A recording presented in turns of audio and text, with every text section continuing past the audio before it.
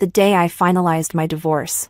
I booked a high-speed train ticket back to my hometown. A phone, an ID card, and a bank card with a limited balance. These were all I had after all these years. The housekeeper called me, saying I still had some items left to pick up. Just throw them away. I don't need them, I replied. He then mentioned that the little master was crying for his mom. He'll have a new mom soon, the one he's always been thinking about. My son really takes after his father, even in the women they love. I used to be sad, wondering why it couldn't be me. Now I think, if he doesn't love me, then so be it. Before the train started moving, I said my final words over the phone. Tell him not to worry. I'll never bother him again in this lifetime. Chapter 1. After saying my final words, I turned off my phone and changed the SIM card. From now on, this city has nothing to do with me. Sitting next to me was a little girl about my son's age,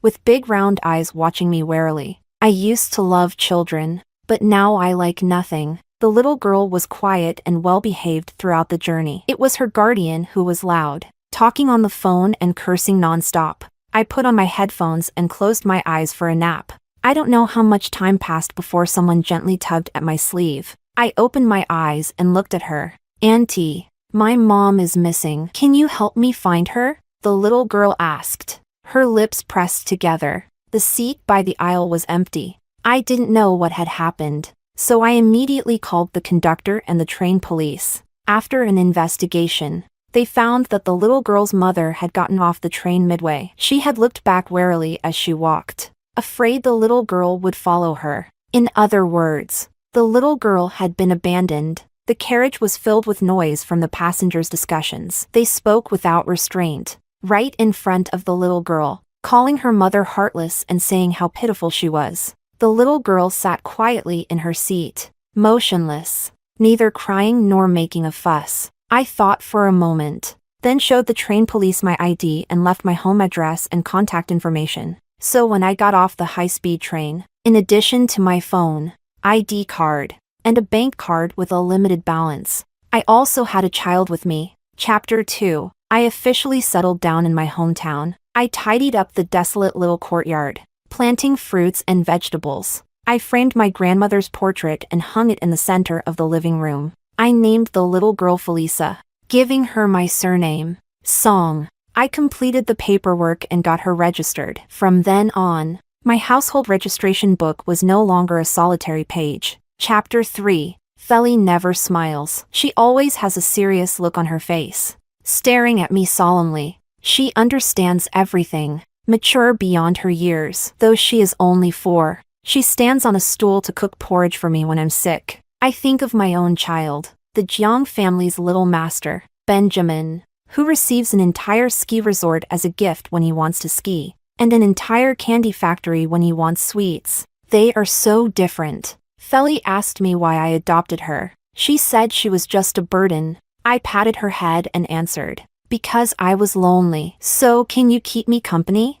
She looked at me, silent for a long time, then nodded vigorously. Okay, I'll stay with you forever. Chapter 4. The days passed by. Feli started kindergarten. Feli started elementary school. Feli became a class monitor. Feli got into a fight. I was very surprised when I received the call from her teacher. Feli is an obedient child, very mature for her age. She wouldn't even give her classmates an extra glance, let alone get into a fight. In her words, they were too childish. I rushed to the school. The teacher met me at the school gate, looking helpless. The child who fought with Feli is a new transfer student. Why did they fight? This was all I wanted to know. The teacher gave me a slightly strange look when she heard my question. What?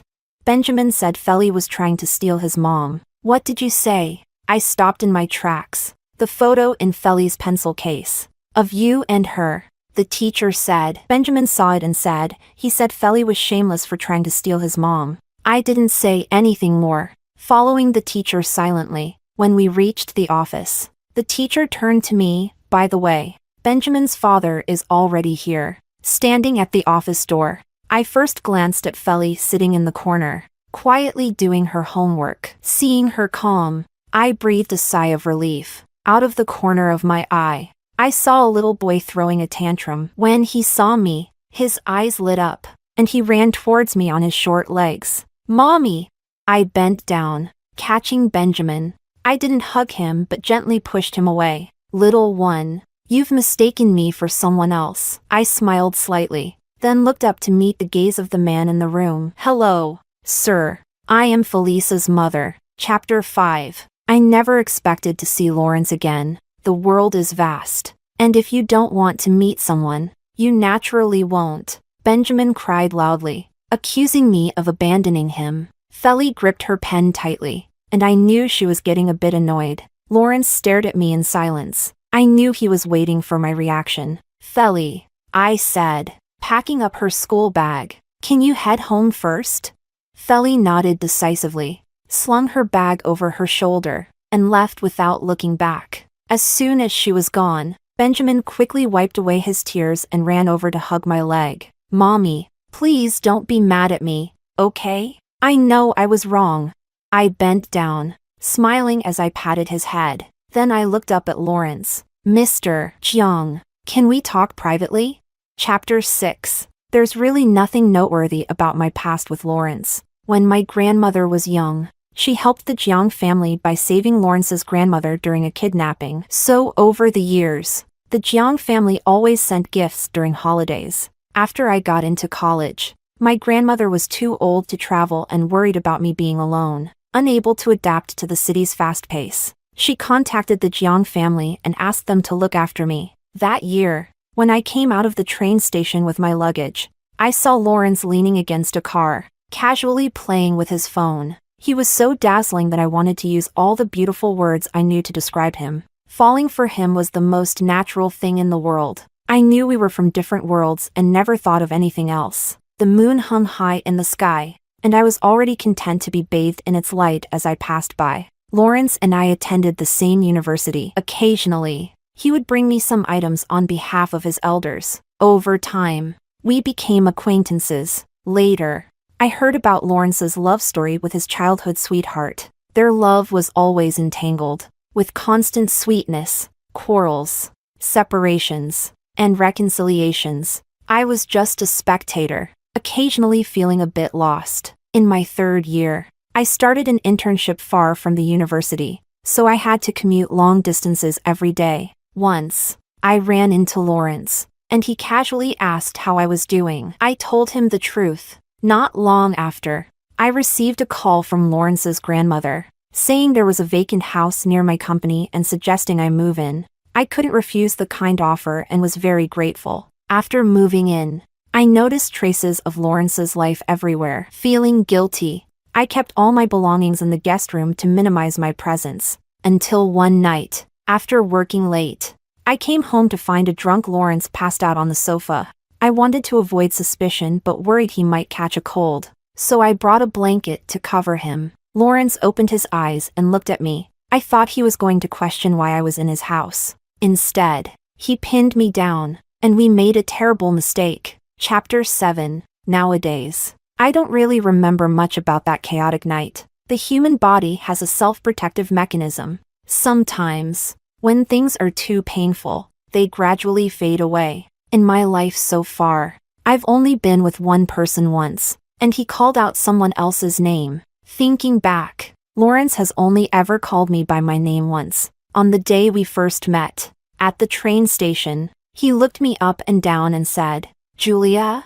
"Yes, I am." If life were as it was at first sight, why would the autumn wind bring sorrow to Painted? Chapter 8. The campus was silent after school. Lawrence and I stood at the end of the corridor, a vibrant green backdrop behind us. "Didn't you want to talk privately?" Lawrence asked. "Say what you need to say." Since he initiated, I didn't hesitate. "What have you been telling Benjamin these past few years?" "What?"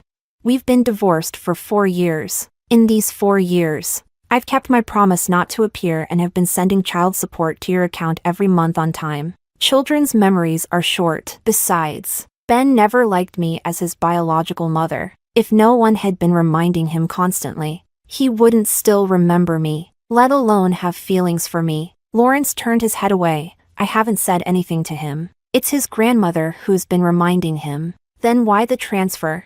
He's been clamoring to come find you. Lawrence paused. I couldn't stop him. Of course. Benjamin is the apple of the Jiang family's eye. Whatever he wants, he gets. Even Lawrence has no principles when it comes to Benjamin. I lowered my gaze, quietly contemplating. After a while, I smiled. It's fine. Once his expectations are shattered, he'll naturally want to go back. I've never been a likable person. Once Benjamin spends enough time with me, he'll realize that his memory has idealized me. In reality, I am still the unlikable, annoying biological mother who will only lower his status. Chapter 9. After returning to my hometown, I opened a small restaurant to make a living. Since I couldn't manage alone, I limited the number of customers. Slowly, it gained popularity and became a trendy spot among tourists. 18-year-old Julia wanted to be a successful woman making millions a year,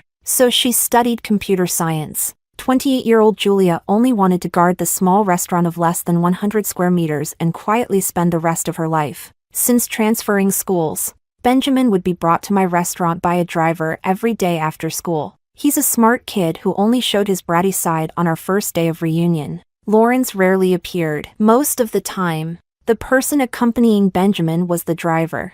I didn't understand what the Jiang family was thinking. They valued Benjamin so much, yet they trusted him alone in this remote small town. I didn't chase him away. He was the only blood relative I had left in this world. I once stayed awake for 3 days and nights to take care of him when he had a high fever. I once made toys for him by hand, injuring my hands in the process. I must admit, people are inherently selfish. When I did those things for him, I didn't expect anything in return. But after all my efforts, I was somewhat hurt by his disdain, aversion, and dislike. When he was little, he was very attached to me. He needed me to sleep, and he needed me to carry him when we went out. I relied on his dependence on me to endure countless cold stares and grievances at the Jiang family. But as he began to develop his own will, learned to walk, and learned to say no, he gradually stopped liking me, because I would stop him from eating too much candy and sternly educate him when he was being naughty. Children don't discern right from wrong. They only know that I often restricted him. So naturally, he didn't want to be close to me anymore. Until one day, after Lawrence took him out to play, Benjamin came home and boldly declared, "I don't want you to be my mom anymore. I want Aunt Miranda to be my mom. You don't deserve to be my mom. Get out! This is my house." Chapter 10. Feli asked me privately if she could avoid being friends with Benjamin because she didn't like him. Of course you can. I didn't mind, but I was curious. Why don't you like him? Feli is a generous child. She rarely shows clear dislike for someone, usually remaining indifferent. "He hurt you," Feli said calmly. "You're always sad when you see him." I was stunned. "He knows you're sad, but he keeps appearing in front of you," Feli continued, lowering her head, feeling a bit down. "Can I hit him? I can't beat the adult yet, but I can beat Benjamin." Feli thought for a moment. "Mom, can you send me to learn martial arts? I'll become really strong. Mom, I'll protect you." I agreed to send Feli to learn martial arts. She studied with great dedication. The master said, "Your Feli is tougher than many older kids." I remembered Lawrence once mocking me, pointing at my nose. "Who would ever love a woman like you?" "That's not true, Lawrence. Grandma loved me, and Feli loves me, and now, I love myself too." Chapter 11. Lawrence occasionally shows up, always arriving looking travel-worn. He sits in my restaurant, orders a couple of dishes, eats, and then takes Benjamin home. Neighbors ask if Lawrence is pursuing me. They don't know Lawrence is my ex-husband. They only know a wealthy bachelor is chasing after a divorced middle-aged woman with a child. I always laugh and deny it. He's not blind. Why would he be interested in me?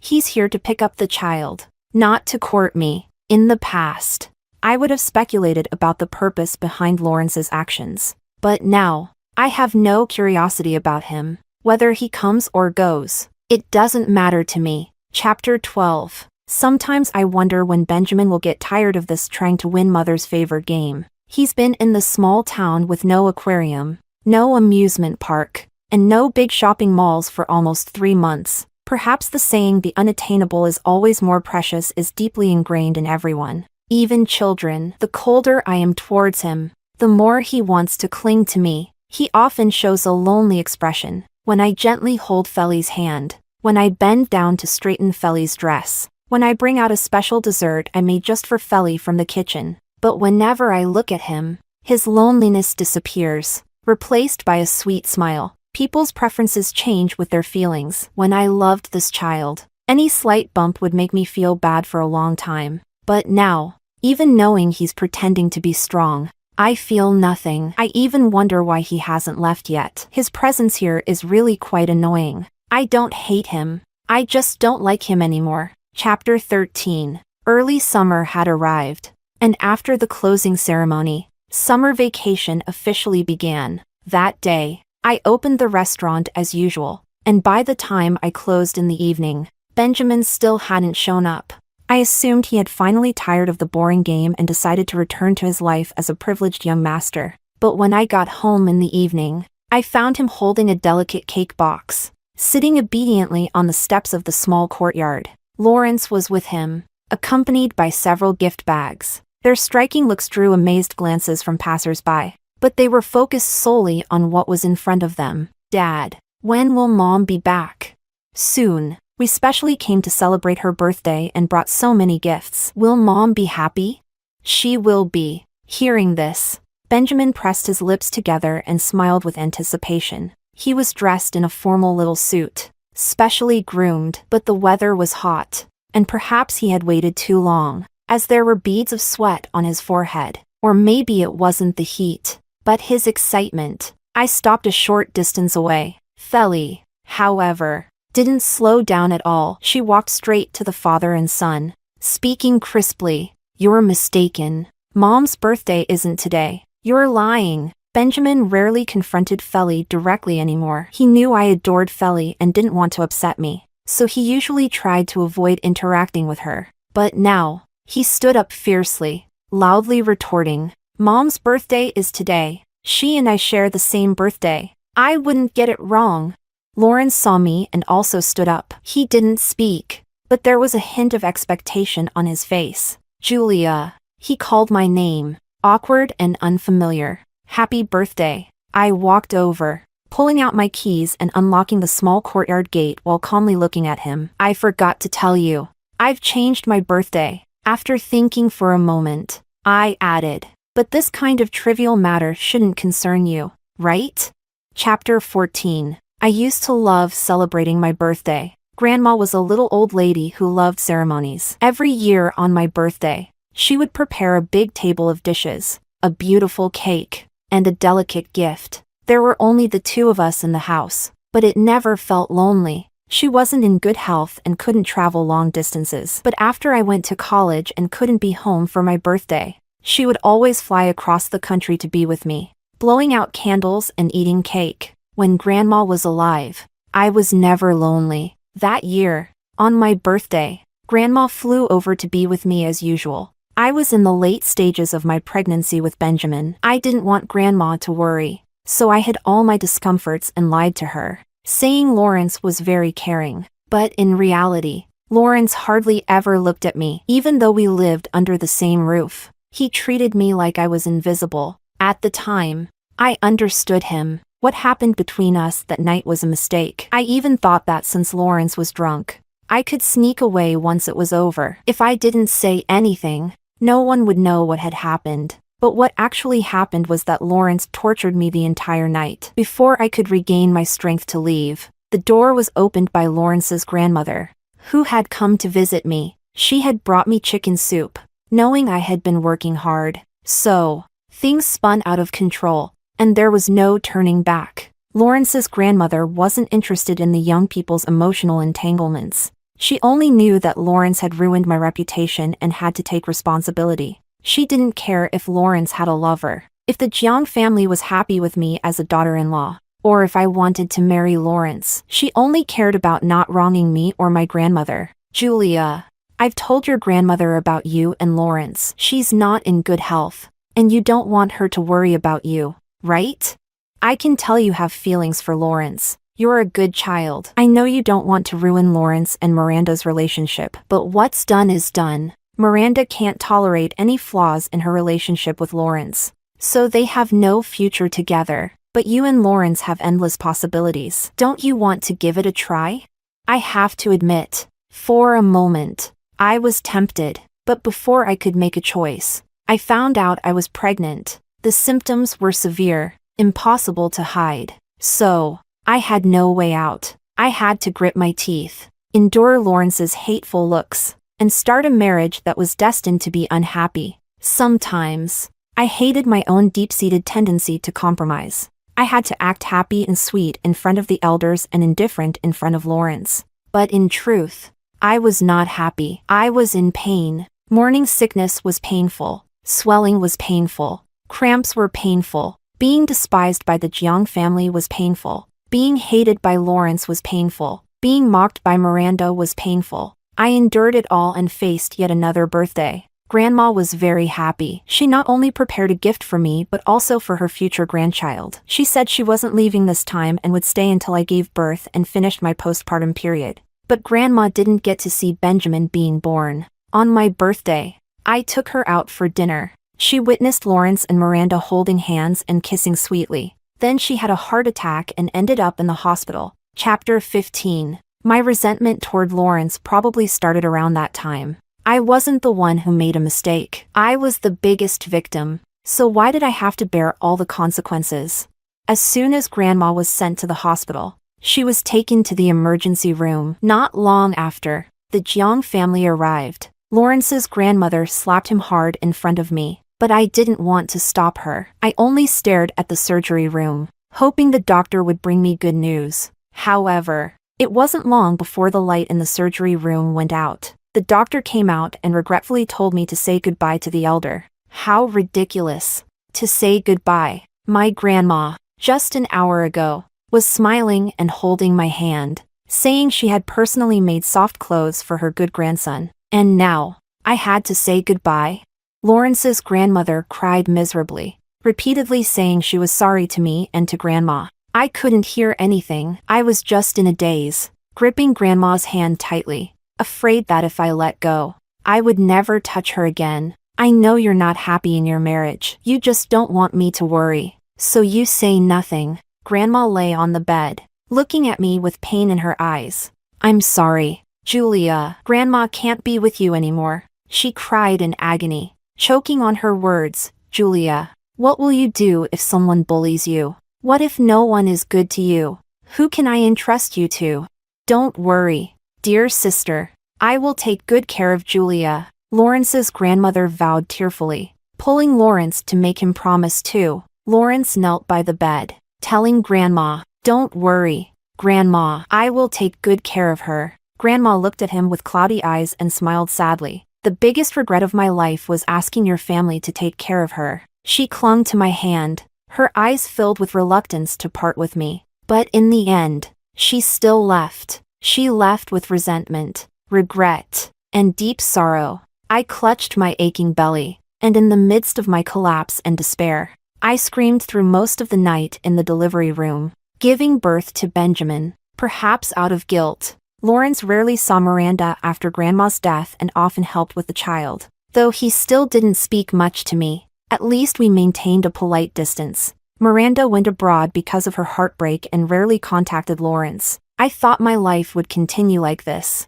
stuck in an unhappy marriage, with a husband who didn't love me, and a lovely son. But then Miranda came back, and upon her return, she took away all of Lawrence and Benjamin's attention. All the family affection I might have had and the love I never received, Miranda took without hesitation. On Benjamin's birthday, she said she had prepared a grand surprise for him. So Benjamin ran to her without hesitation, leaving me behind. Lawrence said that Miranda still didn't like me, so he wouldn't take me along. He promised to bring Benjamin back before sunset to celebrate my birthday with me. But that day, they didn't return until after midnight. Lawrence called and said Benjamin was too tired from playing and had fallen asleep. He didn't want to wake him, so they stayed out. In the silent night, I sat by the window for a long time. I thought of Grandma's last words. holding my hand and asking what I would do if no one treated me well. Grandma, I no longer like celebrating my birthday.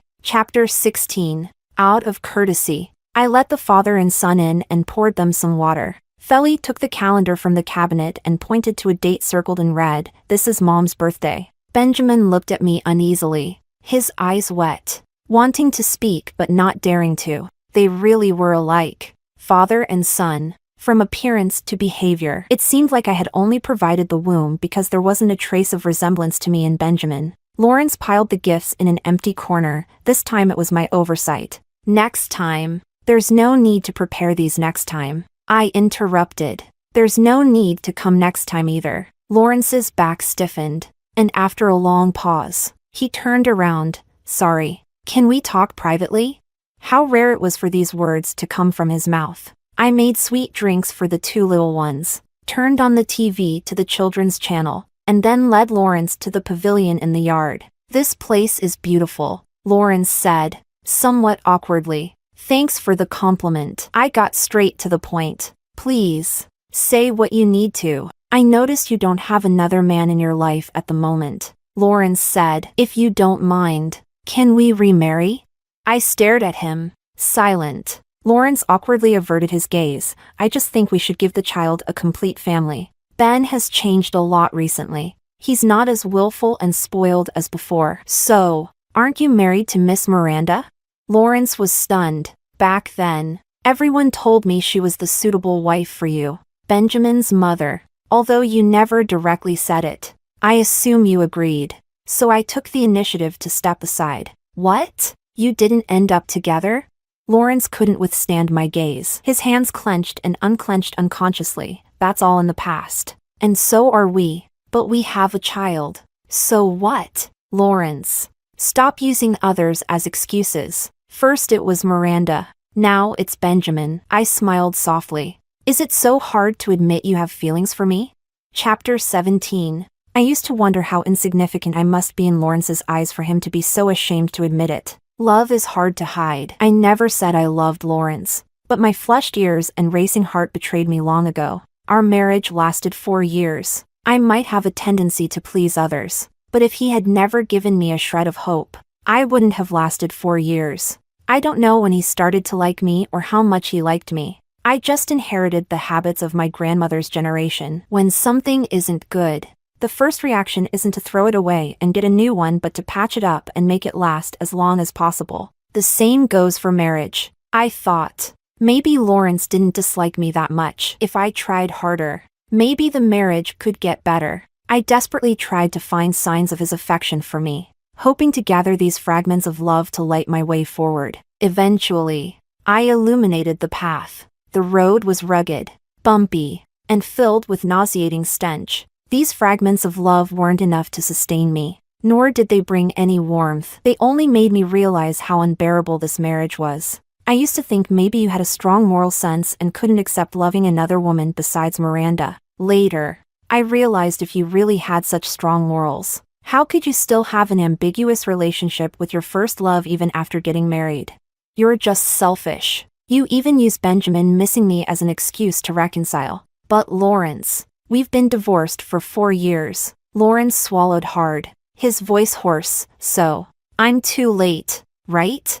It's not that you're too late. I sighed softly. It's just that all of that is in the past. Lawrence, look forward. Lawrence raised his hand, covering his eyes. I knew his pride. Seeing him like this didn't bring me any satisfaction. So, I quietly got up and left him in that small space. Before leaving, he reached out and grabbed my skirt, with great force. His knuckles turned white, and veins bulged. He had lost a lot of weight, and there was a sense of unhidden desolation about him. I heard his suppressed sobs and saw his trembling shoulders. Don't come again, I said. Return to your own life, and take Benjamin with you. I pulled my skirt back. Smoothing it out, I forgot to tell you. My birthday now is the anniversary of our divorce. That was also the day I found Feli. She didn't know her birthday, and I wanted a new one, so we decided to make that day our rebirth day. Consider it an early birthday gift from you. Give me some peace. Thank you, Lawrence. Chapter 18. Lawrence left, taking Benjamin with him. He didn't say anything, but Benjamin guessed. Before leaving, he clung tightly to my leg, refusing to let go. He cried miserably, his voice sharp and hoarse, his face flushed red, sobbing as if he were about to faint any second. I won't go. Let me go. I want my mom. He struggled desperately, begging me, Mom, please don't abandon me, okay? I'll be good and obedient from now on. I won't make you sad anymore. Please don't send me away. Dad, you're a liar. You said Mom would forgive me. Big liar, big bad guy. Go away. Mom. The car door slammed shut, and I saw Benjamin crying and clinging to the window, banging on it with all his might. Looking at me pitifully, Lawrence pulled him away, holding him down firmly, and ordered the driver in a deep voice, Drive. He didn't look at me again. Not once did he turn back. Feli stood beside me, looking up at me expectantly. What is it? I asked gently, looking down at her. They won't come back, right? No, they won't. Mom, are you sad? I just smiled and rubbed her head. Feli, everything will pass. Remember, no matter how painful things are, as long as you keep moving forward, with determination and without looking back, you will get through it. I've already walked far ahead, but it seems Lawrence and Benjamin are still standing in the same place. But it doesn't matter. We were never meant to be on the same path, so there's no need to stop and wait for them. That night, I had a dream. In the dream, I returned to a few years ago, to when Benjamin was just born. I was so exhausted from taking care of him that I fell asleep on the sofa. In my days, it was Lawrence, coming home late from work, who picked me up, carried me upstairs, and gently placed me on the bed. He brushed my hair away from my forehead and gave me a tender kiss. Good night, honey. At that moment, I truly believed I could spend my life with him. Later, I understood that a lifetime is too long, and no one can accompany anyone through it entirely. He was a passerby in my life, a vivid brushstroke in my otherwise calm existence. But that's all he was. Lawrence, you and I. Long ago, it was already the end for us. Epilogue 1. After Lawrence and Julia divorced, the atmosphere in the Jiang family was gloomy for a long time. The woman who was unwelcome by everyone was finally gone, but the expected relief did not come. Lawrence, always a man of few words, spoke even less after the divorce. He was busy with work, either on a business trip or on his way to one. Even when he came home, he usually fell asleep immediately. Benjamin, on the other hand, seemed carefree, running around with the nanny every day and throwing tantrums whenever things didn't go his way. But one day, he suddenly asked, "Where's Mom?" The nanny didn't know how to respond. Benjamin was proactive. He looked under the table, in the wardrobe, in the garden, searching for a long time but finding nothing. Where did Mom hide? Children forget easily, but Benjamin was smart. He could clearly recall the last time he saw Julia. That morning, before Julia left, she smiled, bent down, and patted his head. "Ben, Mom is leaving. I used to hope you'd be a good and obedient child, but now I understand that you're different from me. You have the privilege of being willful. In the days to come, be happy and joyful." At that time, Benjamin didn't take these words to heart. He was annoyed by Julia's lectures and resented her control over him. But now, as he remembered those words and looked around the large villa, realizing Julia's presence was nowhere to be found, he finally realized and started to feel sad. That evening, when Lawrence came home, Benjamin unusually grabbed his hand. "Dad, did you fight with Mom?" Lawrence stopped and looked down at him. Benjamin's innocent face frowned. "Can you apologize to Mom and make up with her? I haven't seen her in a long time. I want to eat Mom's sweet and sour ribs. Can we have them tonight?" Lawrence looked at Benjamin's expectant face, first expressionless, then slowly revealing a cruel smile. "I didn't fight with her. I divorced her. Do you know what divorce means? Divorce means she doesn't want you anymore. She will never see you again, no matter what you want to do. She won't care anymore. She abandoned you. Understand?" He seemed to enjoy the fear on Benjamin's face and repeated, "Benjamin, She doesn't want you anymore. She'll have other children. More obedient and cuter than you. You mean nothing to her now. You're lying. Mom wouldn't abandon me. Benjamin screamed. You're the one she left. Mom said she loved me the most. She lied to you. Lawrence laughed. Benjamin, you were deceived. Loved you the most? Ha, you believe that nonsense? Lawrence, what are you saying to the child? The elders of the Jiang family rushed over, quickly holding the distraught Benjamin, comforting him softly. Ben, don't cry. Dad was just joking with you. I want Mom. Mom is busy right now. She went back to her hometown and will be back in a few days. Okay? No, no, no. I want to see her now. Benjamin struggled forcefully. Lawrence despised Benjamin's willfulness the most. He watched Benjamin's tantrum indifferently, like an outsider, without a hint of emotion. Even when Benjamin cried so much he almost vomited, Lawrence just frowned slightly and went upstairs. The bedroom was exactly the same as before Julia left, including the large wedding photo on the wall. Sometimes Lawrence didn't understand his own thoughts. When he and Miranda broke up, he blocked her, deleted her number, threw away all mementos, wishing everything related to her would disappear from his world. But after divorcing Julia, he threw nothing away. As if throwing things away meant losing, he tried hard to keep his emotions stable, to prove that Julia's departure didn't affect him at all. He thought it was just a woman he didn't love. Divorce was supposed to be a relief. Half a year after the divorce, Miranda asked him if he wanted to get married. Lawrence was silent for a while and then said, "Forget it." Benjamin was still causing a fuss looking for her a few days ago. "If I marry you, he'll probably throw a huge tantrum." Miranda looked into his eyes and asked, "Are you really not marrying me just because of Benjamin? What else?" Miranda laughed, a hint of mockery in her tone. "Lawrence, sometimes I admire you. After all, you even deceive yourself." Lawrence didn't understand. What was he deceiving himself about?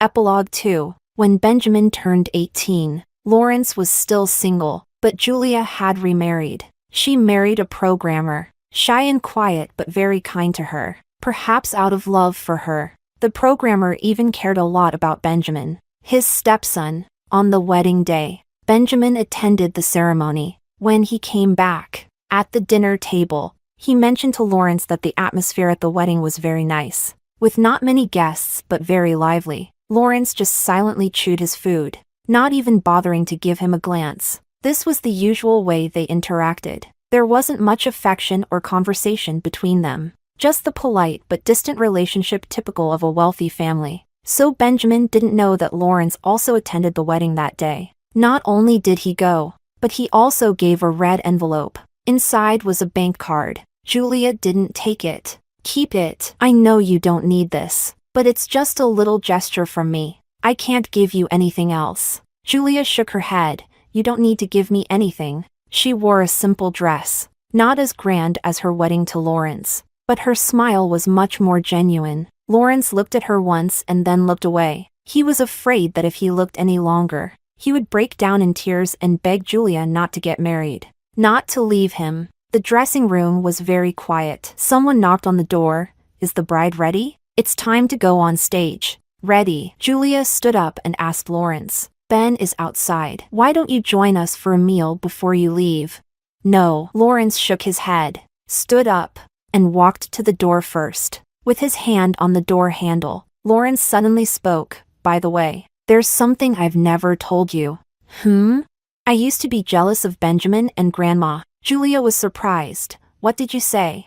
"Everyone said you loved me deeply, but I always felt that in your heart. Grandma was more important than me." Lawrence's tone was calm. "So I was always unhappy. Then Benjamin was born. No matter what we were doing, as soon as Benjamin cried, I ceased to exist in your eyes." Lawrence said, "So, I always disliked Benjamin. Maybe subconsciously. I always wanted all your attention." Lawrence laughed self-deprecatingly. "Too bad I wasn't that lucky." So he lost what he originally had too. "And I wasn't drunk that night. I was very clear-headed." Lawrence finally turned around and looked at Julia. "If you're ever unhappy in the future, come to me anytime. But if you're happy, don't tell me." You know, I'm not a good person. Seeing your happiness not involving me, I'd want to ruin it. From the first day the programmer appeared by Julia's side, Lawrence knew. The desire to destroy instantly broke free, like an ugly reptile, lurking in the shadows, plotting to ruin Julia's second chance at happiness.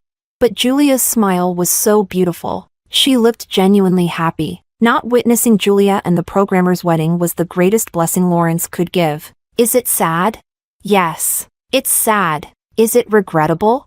Yes, it's regrettable. But no matter how sad or regretful, in this lifetime, he and Julia are over. Lawrence thought of the year he first met Julia. He was reluctant to pick up the country bumpkin sent by his grandmother. Just a second before seeing Julia, he was complaining to his friends on his phone. But when he looked up and saw Julia, he almost stopped breathing. She was like a cool breeze, sweeping away all the summer heat, leaving only the sound of cicadas and the dappled sunlight through the trees. The attraction was instantaneous. He did many things he couldn't understand, his eyes unconsciously following her in every moment of life. By the time he realized it, there was no turning back for them. He watched as the sunlight on her gradually faded, shadows growing larger. At that time, he really thought she would stay by his side for life. In a daze, Lawrence seemed to dream. In the dream, he returned to their wedding day. The officiant held the microphone and asked him, "For richer, for poorer, in sickness and in health, Mr. Lawrence, do you take Miss Julia to be your wife?" He heard his own answer. "I do."